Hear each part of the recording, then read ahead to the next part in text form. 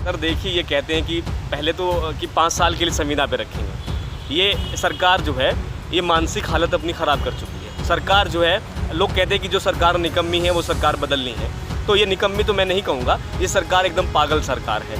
आप 5 साल के लिए संविदा पे रखेंगे, पहले वो टेस्ट पास करेंगे, फिर वो इंटरव्यू पास करेंगे, फिर वो 5 साल के लिए संविदा पे रहेंगे। क्या दिमाग ख़राब हो गया सरकार वालों का, चलाने वालों का दिमाग ख़राब हो गया? मैं इनसे पूछना चाहता हूँ, जब तुम 5 साल के लिए यहाँ गवर्नमेंट में आते हो तो तुमको भी हम 5 महीने के लिए संविदा पे रखेंगे। चलाई हैं, अलीगढ़ में गोलियाँ चलाई हैं, इन्होंने जामिया में गोलियाँ चलाई हैं, इन्होंने जेएनयू में मारपीट कराई है। गुंडों, आरएसएस के गुंडे और बीजेपी के गुंडे वहाँ पहुँचे हैं, एबीवीपी के गुंडे वहाँ पहुँचे हैं। वहाँ सरकार अगर मांगे मान लेती तो बहुत अच्छी बात है, और अगर सरकार मांगे नहीं मानती है तो ये नुकसान सिर्फ छात्रों का नहीं, ये सरकार का ही होने वाला है। सरकार का तख्ता पलट हो जाएगा, क्योंकि सरकार वो युवाओं के ऊपर राम राज होगा।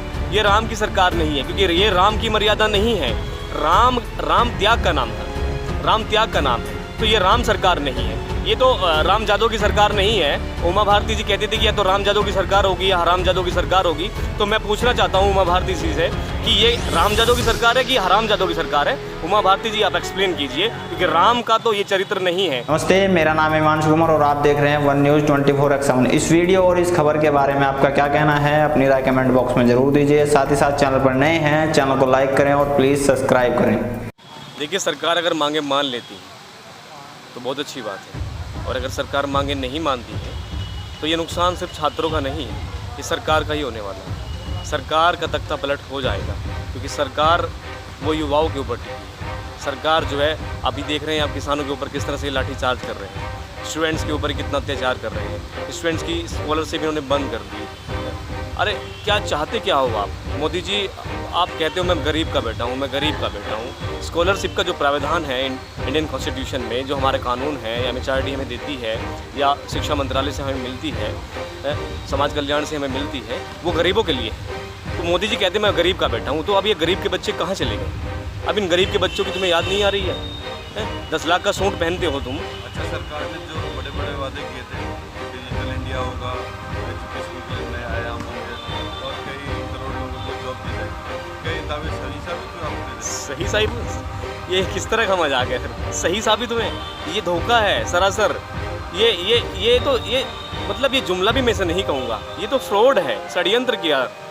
पार्टी सरकार में आई, सरकार ने षड्यंत्र किया हमारे साथ कि हम आपको इतने करोड़ रोजगार देंगे हर साल, हम आपको इतने लोन देंगे। लोन का बिल पास हुआ, अभी कितने लोगों को लोन मिला? अब ज़रा रिसर्च करके देख लीजिए फील्ड में कितने गरीबों को लोन मिला है, कितनों को 1 लाख 2 लाख मिल रहा है।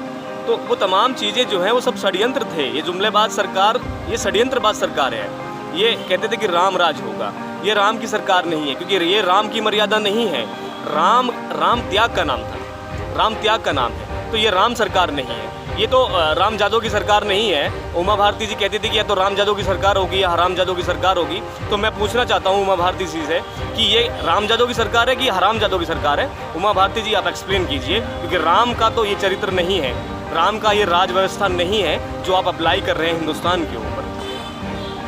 जिस प्रकार से छात्रों पर लगातार जो है छात्रों का लगातार छात्रवृत्ति न मिलना और छात्रों को लगातार छात्र जब न प्रदर्शन करते हैं अत्याचार हो रहे हैं, इस बारे में क्या करें? सर क्या है कि ये सरकार जब से पहले दिन से आई इस देश के अंदर 2014 से, तो ये इन्होंने सिर्फ और सिर्फ छात्रों को टारगेट किया, इन्होंने यूनिवर्सिटीज़ को टारगेट किया। आपने देखा होगा, कभी ये जेएनयू को पकड़ लेते हैं, कभी ये जामिया को पकड़ लेते हैं, कभी ये अलीगढ़ को पकड़ लेते हैं। मैं सिर्फ यहाँ छात्र संघर्ष समिति का सह संयोजक ही नहीं हूँ, मैं अलीगढ़ मुस्लिम यूनिवर्सिटी का एक स्टूडेंट भी हूँ, एमटेक मैंने वहीं से किया है। तो मैं आपको दर्द जो है यूनिवर्सिटीज़ के अंदर, कभी इन्होंने हमारी भी स्कॉलरशिप वहाँ पर रोकी है, वहाँ पीएचडी स्कॉलर्स की भी स्कॉलरशिप रोकी है, वहाँ एमटेक वालों की भी स्कॉलरशिप रोकी है। तो इन्होंने तमाम हर बार जो है यूनिवर्सिटीज़ को टारगेट किया है। कभी ये राजस्थान यूनिवर्सिटी को टारगेट करते हैं, कभी हैदराबाद को टारगेट करते हैं। तो इस तरह से ये सरकार हमेशा से 2014 से लेकर अब तक, बीच में नहीं, अब तक जो है ये छात्रों के खिलाफ ही है, क्योंकि छात्र इनसे सवाल पूछता है। सवाल इसलिए पूछता है क्योंकि विपक्ष मजबूत नहीं है। आप देखते हैं विपक्ष के पास ना तो सांसद हैं ना विधायक हैं, तो सवाल कौन पूछे? आखिर वहाँ सदनों में सवाल नहीं पूछ पा रहा है, तो स्टूडेंट इनसे सवाल पूछता है खड़ा होकर के। अच्छा, जिस प्रकार से आप युवा हैं जी, और युवाओं से जुड़े हुए मुद्दा चल रहा है जी। छात्र संघर्ष समिति का जी सर। छात्रों से जुड़ा मुद्दा है, तो मैं आपसे, आप भी एमटेक के स्टूडेंट रहे हैं और बड़े अच्छे स्टूडेंट रहे हैं आप, तो जो युवाओं के लिए, इस देश के युवाओं को क्या संदेश देना चाहते हैं कि आज इस देश का युवा सो रहा है क्या? देखिए, युवा सो नहीं रहा। दरअसल युवाओं को डराया भी जा रहा है। कभी ये मुकदमे लाते हैं तो कहीं ना कहीं हमारे युवाओं को मुकदमों का भी डर रहता है, छात्रों को डर रहता है। ये जो है कभी रासुका लगा देते हैं, कभी कुछ लगा देते हैं। तो युवा हमारा सो नहीं रहा, हम ये नहीं कहेंगे। युवा जागा हुआ है, लेकिन इन्होंने डराया है।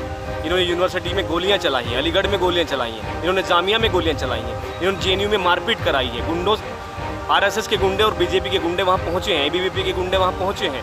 वहाँ जो जेएनयू की जो प्रेसिडेंट थी स्टूडेंट यूनियन की, उसके सर पे उन्होंने मारपीट की, सर फोड़ दिया था, आपने देखा भी है। तो इस तरह से इन्होंने भय का माहौल जो तैयार किया है, ये पूरे देश में किया है।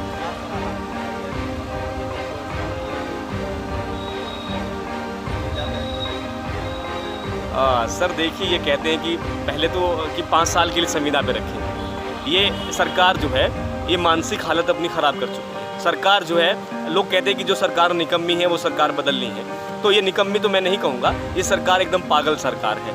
आप 5 साल के लिए संविदा पे रखेंगे, पहले वो टेस्ट पास करेंगे, फिर वो इंटरव्यू पास करेंगे, फिर वो 5 साल के लिए संविदा पे रहेंगे। क्या दिमाग ख़राब हो गया सरकार वालों का, चलाने वालों का दिमाग ख़राब हो गया? मैं इनसे पूछना चाहता हूँ, जब तुम 5 साल के लिए यहाँ गवर्नमेंट में आते हो तो तुमको भी हम 5 महीने के लिए संविदा पे रखेंगे ऐसे ही, और अगर हमें काम पसंद आया तो हम तुम्हें कंटिन्यू करेंगे, नहीं तो नहीं करेंगे। ये कानून भी हम बनवा के रहेंगे। अब इस कानून की डिमांड होगी कि सरकार के जो विधायक और सांसद बनेंगे, जो सदन बनेंगे, जो कैबिनेट मिनिस्टर बनेंगे, जो प्राइम मिनिस्टर बनेंगे और माननीय जो राष्ट्रपति बनेंगे, वो भी 5 महीने के लिए संविदा पर रहेंगे।